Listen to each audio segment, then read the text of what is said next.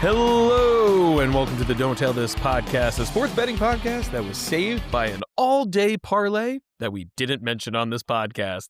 I'm your host, Al Manarino. With me is my co-host and part-time social media manager, Mr. Ben Murkison. What's up, buddy? Not much. I'm not going to take full responsibility for not talking about it on the podcast. I will take full responsibility for only posting it on Twitter. I don't even think I put it on Instagram until after it already hit.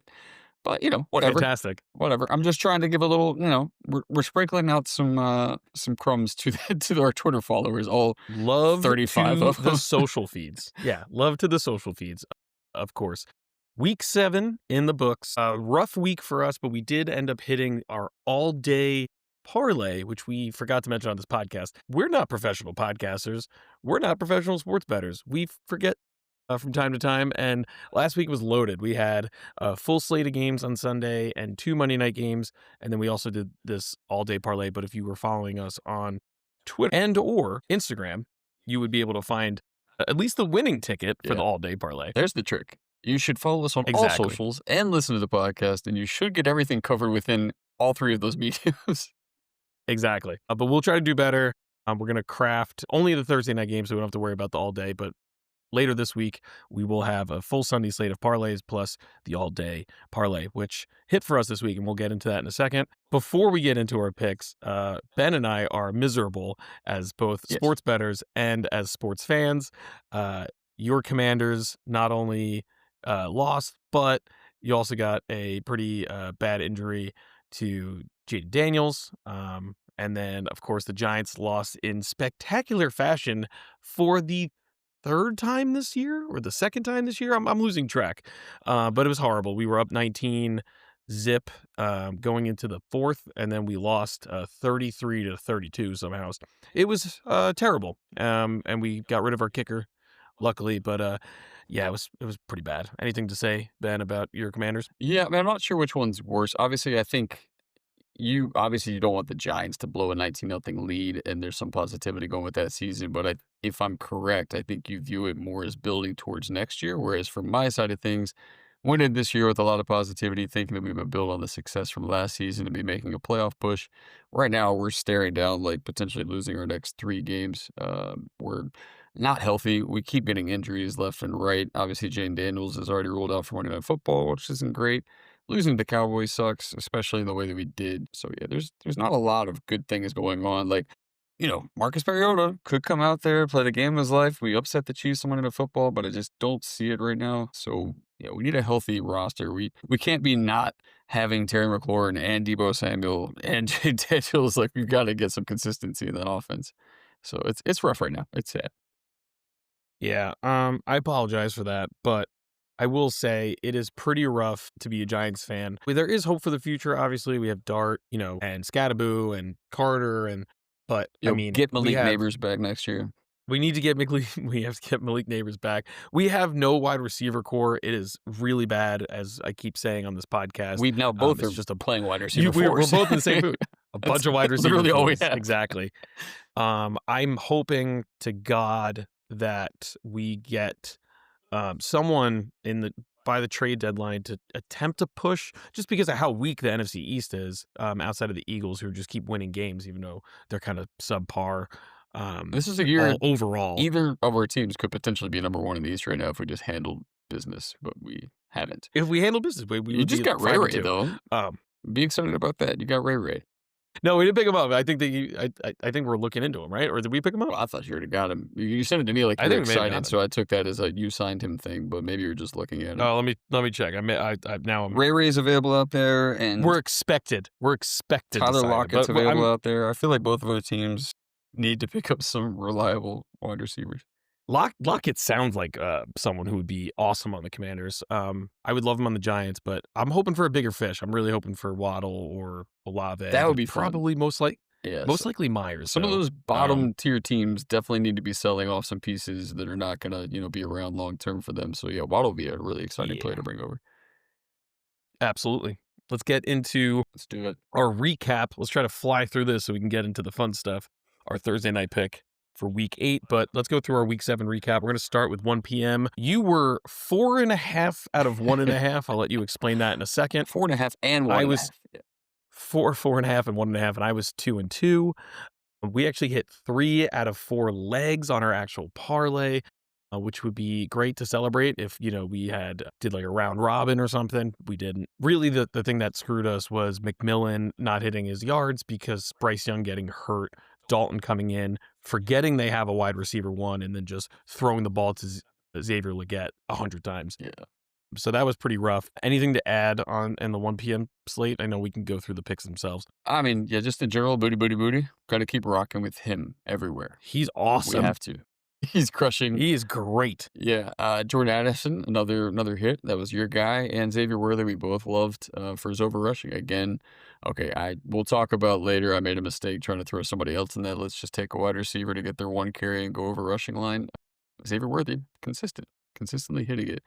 To explain the 4.5 and 1.5 piece, I was flexing. So Patrick Mahomes over rushing also hit. The Devontae Adams over receiving did not hit for me, but I was flexing between Jalen Waddle or Devon Achane, depending on wind gusts. Depending which one of those you want to take. Achane hit. Waddle was very uninvolved. So that's kind of where that came from. Yeah, I'm surprised we didn't go with the Patrick Mahomes rushing. I think we were just that burned that one time, and then we never went back to it. So in hindsight, that would have been good to have. But I think I would have stuck with my convictions with McMillan, and the only reason, again, he didn't hit was I think he was pacing very well. He just didn't hit because Yeah, it was in doubt, but I sometimes think like when the backup comes in, like you should go to your wide receiver one, but it just in this particular case, he did not. He just, yeah, like you said, kept throwing it to Xavier Legette, who had a sneaky good game, and that's somebody that had a slow start to the season. Maybe is somebody to look into when they get to low line, something under 40 yards. He might be a name to watch out for. especially if Dalton's still in, because I think yeah. Bryce did not practice this Yeah, week. So I think Bryce something is to out this week. He's doubtful already, so that doesn't bode well. yeah. Something to look into in the future. But sticking to the present, we're going to go through 4 p.m. You went 2 for 2. I went 4-0. Look at that. Did you bet your ticket out? I didn't. No. And I should have. I'm assuming to an extent, like you kind of sprinkled in 2 names. You sprinkled in Alec Pierce and you sprinkled in Evan Ingram late in talking about Both the hit. 4 p.m. Both of those hit, obviously. As did Jackson Dart over rushing, as did George Pickens. So Jackson Dart was my choice, even though I think you obviously like him too. George Pickens was your pick. He obviously did wonders against the Commanders secondary, as did anybody else that you could have taken from that game. And then Lat McConkey, we were both on, and he crushed. The 2 that didn't hit out of this 4 p.m. slate were my fault. So I did try to go with Matthew Golden. I thought that I was on to something because they had been giving him 2 carries a game, as I was very excited to learn, and he'd been crushing his rushing lines. He got 0 carries in that particular game, so it was not part of their script. And then Jane Daniels obviously didn't go over passing yards because he also did not complete the game. Marcus Mariota came in after the injury. Otherwise, I think he probably would have covered it sometime in the 4th quarter, but yeah. That was rough.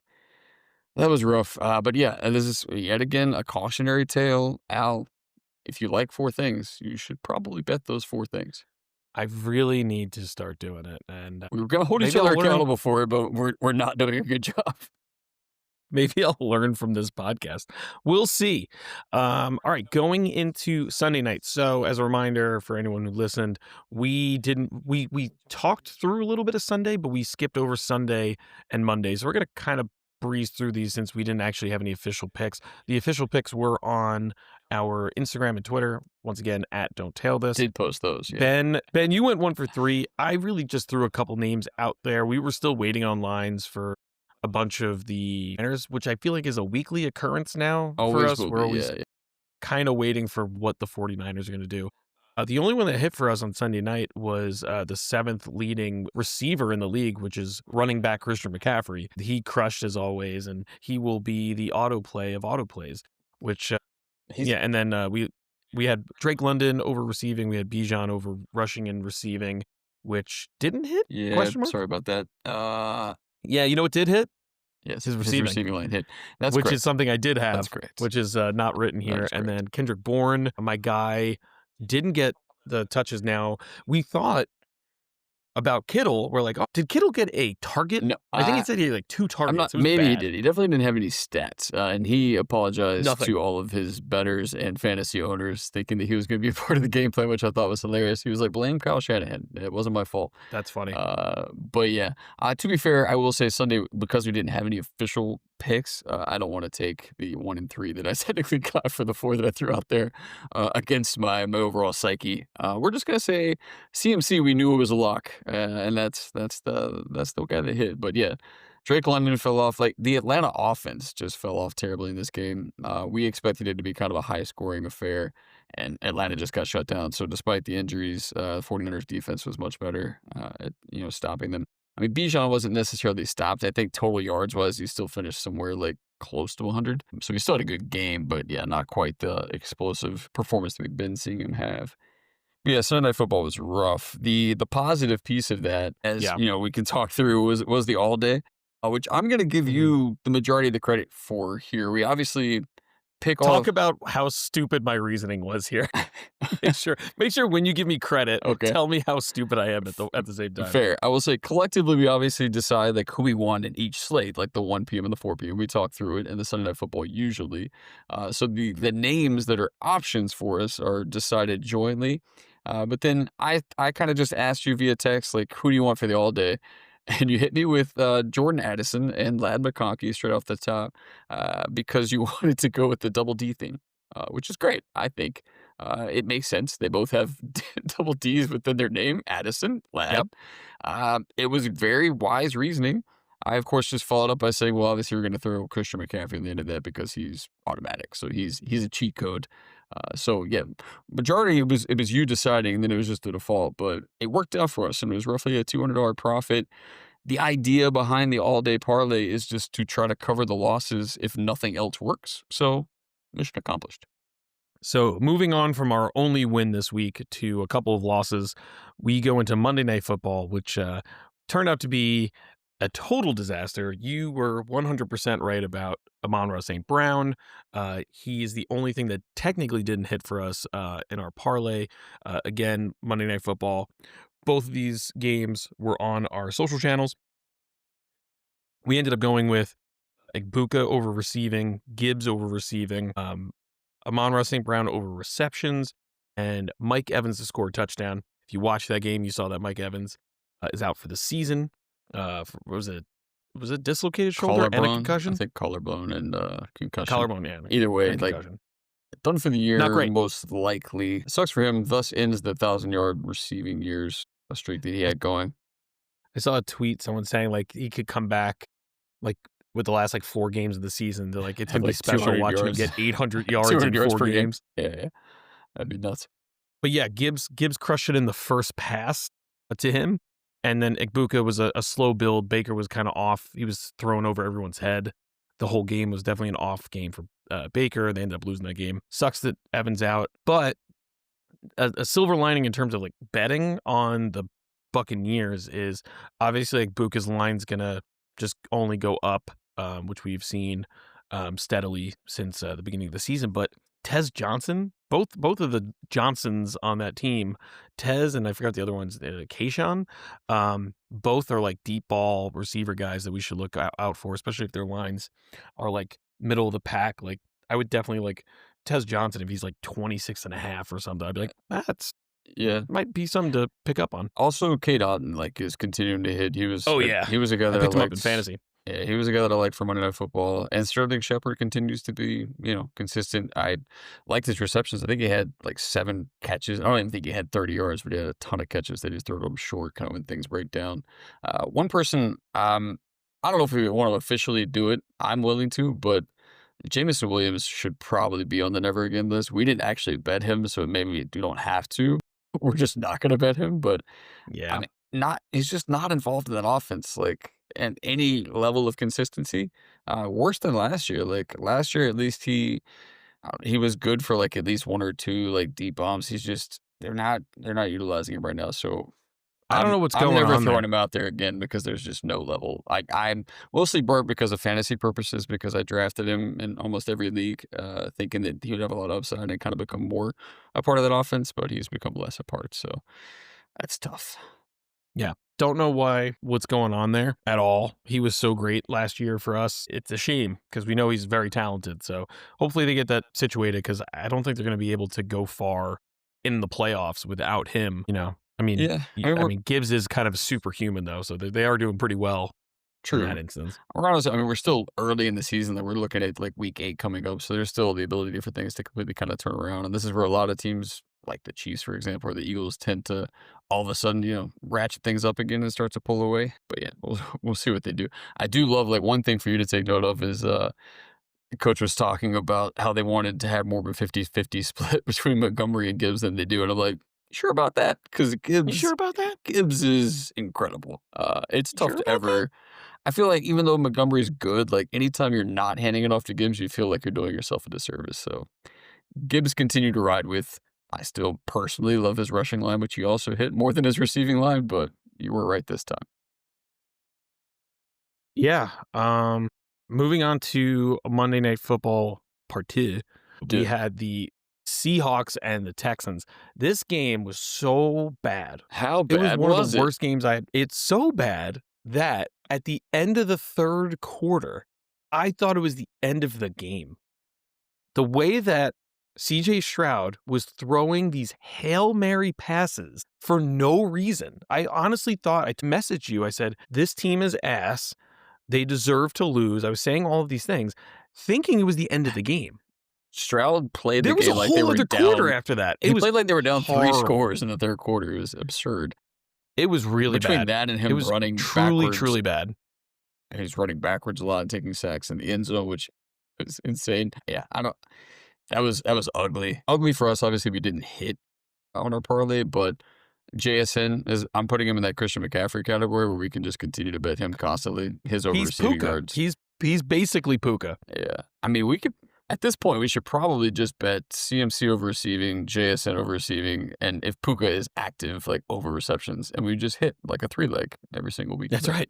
Over and over and over. That would Throw be our Gibbs in thing. there too if you Yeah, want. fuck it. Schultz also hit for us for over receiving yards. He's a big part of what Houston's doing, mostly because Stroud uses the safety blanket at the tight end because he's past the sophomore regression at this point. He's in whatever year 3 regression is. And then AJ Barner, unfortunately, did not hit for us. I was supportive of that pick. And then also Nick Chubb was my pick, which I thought that he would get at least more of a 50-50 split, but it seemed like Woody Marks was more of like the RB1 in the offense, at least that time. I'm thinking maybe they had him out there more because he's more of the receiving target, which to be fair, you had mentioned his receiving line and I'd flexed you back into taking Chubb rushing line. So Woody Marks receiving line would have hit for us, but we still would have lost by 1. So Yeah. it is what it is. But that It was tough. is what it is. But all that stuff said, at the end of that week, we are now 6 wins, 36 losses in terms of our 4-leg/3-leg now parlays, plus 34 units, thanks to the all-day parlay, which of course is just a 3-leg parlay. But with that hitting, we're still counting that as a win. We made a little bit of profit, not much, obviously. I think it paid out 200 and we spent, I mean, close to that. So it did what it was supposed to do, which is just basically give us money to take into week 8. Exactly. But yeah, 6 for 36 on the year doesn't sound great, but we're still up 34 units. I mean, if you're hitting, we've hit 6 parlays in 7 weeks of the season, and so I mean, when you think about it in that context, it's not bad. And obviously, I mean, yeah, being up that much that's good. I mean, that's probably at least on par with what we were doing last year, maybe more so. I'm not sure if we hit anything really early last year. Last year, I just remember only hitting Monday Night Football parlays, and that was strictly it. So at least we're having a little bit more success the rest of the week. Yeah. And finally, we're ready to talk Thursday night. Week 8, dude. I can't believe we've been doing this podcast for 8 weeks. This is episode 19 of the podcast, which is crazy. Yeah, I can't wait to get to the midpoint of the season and talk about our futures bets, which are abysmal. Yeah. But don't worry about that. Thursday Night Football. Could we potentially start off with a win as we did the very first week of the season? We shall see. Al, who do you feel most confident about on Thursday Night Football? This is the Al lock of the week. The Al lock of the week. I mean, we have to Al run lock it of the back Thursday. with Jordan Addison, right? Over 55 and a half receiving yards last I checked on DraftKings. I'm just going with, it seems like he's Wentz's guy. He's had 2 incredible weeks in a row. Hopefully there's no, down week for him in terms of his productivity, but I just really like him as a receiver. He's kind of like, he's their T. Higgins, right? Just like old reliable, especially when there's going to be coverage on Justin Jefferson, who's, one of the best receivers in the league. I would say Justin Jefferson is a top 3 receiver in the league, and that is the reason why I have him as my first pick. Of So, course. might be counterproductive to have 2 Vikings receivers as our 2, confident picks, but at over 80.5, I would just say don't overthink it. As I mentioned, he's a top 3 receiver. It's possibly, depending what they do with JJ McCarthy, Wentz's last game as a starter. I think he's going to want to go out with a win, and if he's going to want to do that, he's going to want to sling it to Jay Jetta. He only had last week, which is why his line's kind of where it is. That's right at the cusp of what his floor is as a wide receiver, but his ceiling is 120 plus. So I feel confident that he could go through and hit that in a big game on a Thursday Night Football. Primetime lights. Jay Jetta give me all the time, so I'm riding with him here. But I think we could potentially hit Addison's line and Jefferson's line. Yeah, I like that. But there is more to talk about, so I guess we're gonna have to figure out We're not done. We don't want to specifically just go with two No, we're not gonna go with receivers. 2. Okay. Of course not. I think we're both on the same page here, but I do not know how to say this guy's name at all. Aronde Gadsden the second. Yeah, dude, this guy is Yeah. elite at their tight end, over 43 and a half receiving yards. He has been smashing this. He just seems like just another weapon for Herbert. Mhm. And, I think it's changed a lot or a little bit in terms of like the run game and everything with Hampton out for the season. I wonder, there's talks of them trying to be a little aggressive at the running back situation come the trade deadline. But that being said, Herbert is someone who, can and will throw for 400 yards. And Gatson, or however you say his name is, he It's not that seems like it's complicated. tough. He seems like the guy, the new part of that offense, for sure. Yeah, he was my second most confident line, I guess you could say. It's the first time we've talked about him, really just because these really just emerged the last 2 weeks. 68-yard performance is kind of the first one, and that one, you could just say that was a one-time thing, but then you follow that up last week with 164 yards in that loss. So, yeah, like you mentioned, new primetime target for Herbert. I definitely like throwing a tight end, especially on a tight end week, which I think is what this week is. Love it. Big fan of that. Huge. All right. Here's my first spicy one. Carson Wentz over 13 and a half rushing yards. So the Chargers give up like some of the most rushing yards to opposing offenses. I think they're like second most in the league. So we've seen Wentz use his legs. He's a big, giant, tree-like man, but he does run from time to time.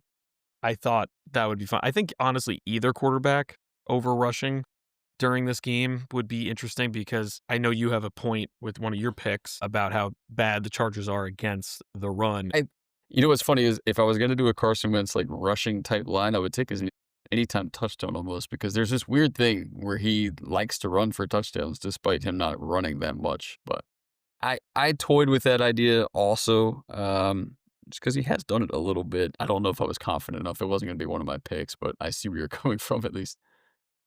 My pick though, from a rushing standpoint with the Vikings was Jordan Mason.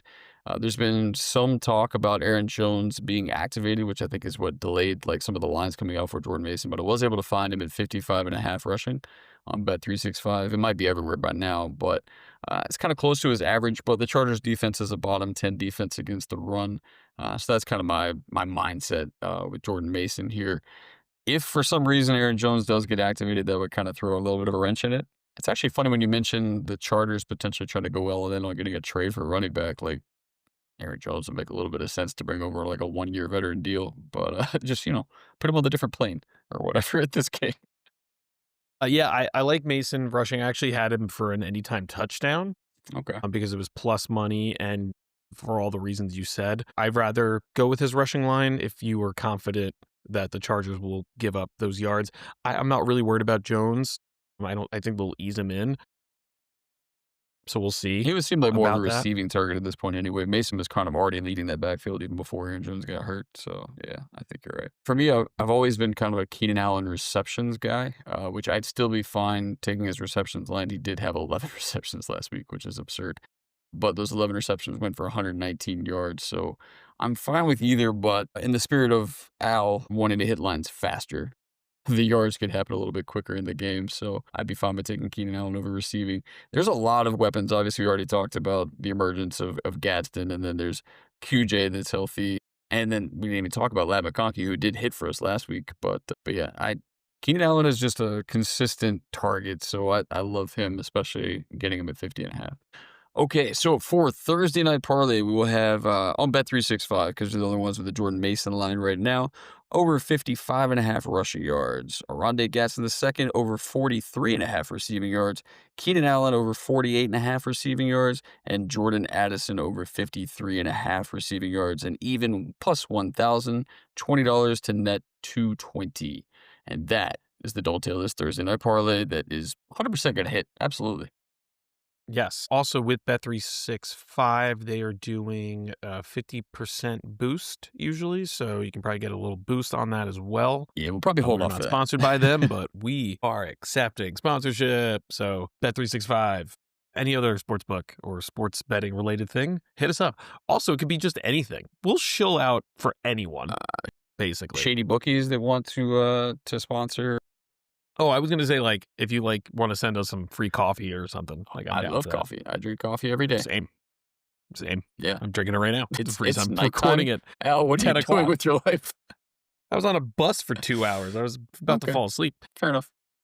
All right. Well, thank you so much for listening to this episode. You can follow us at Don't Tell This on Twitter and Instagram. You can email us at don'ttellthis@gmail.com with your wins, losses, suggestions, comments, sponsorship opportunities, you name it. You can send them our way at don'ttellthis@gmail.com. And thank you so much, as always, for listening to the podcast. We truly appreciate it. Leave us a like, comment, review on Spotify, Apple Podcasts, or wherever you get your podcast. And for myself and Ben, thank you so much for listening. And remember, Don't tail this. Don't Tell This is produced by Al Manarino and Ben Berkeson. Edited by Al Manarino. Theme song by Lucas Jones. Follow Don't Tell This on Instagram and Twitter at Don't Tell This. We are committed to responsible gaming. Please visit www.rg-help.com to learn more about the resources and helplines available. Never bet more than you can afford to lose. And always bet responsibly, which of course means don't tail this.